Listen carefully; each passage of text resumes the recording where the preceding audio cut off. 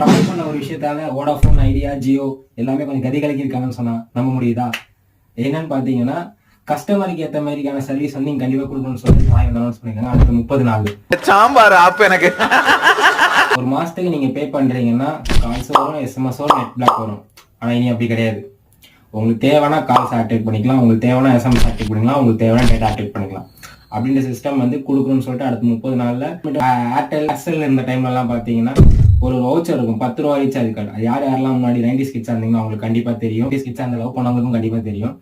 அதே மாதிரி வந்து இப்போ ஆன்லைன் கார்டு அப்படின்னு சொல்லிட்டு வவுச்சர் கார்டு வந்து வரப்போகுது. அவங்க தேவையானது யூஸ் பண்ணி ட்ரை பண்ணி. அதுக்கப்புறம் மினிமம் வேலிடிட்டி 90 டேஸா இருந்தது, இதுக்கப்புறமே 365 டேஸ் ஆக போகுது.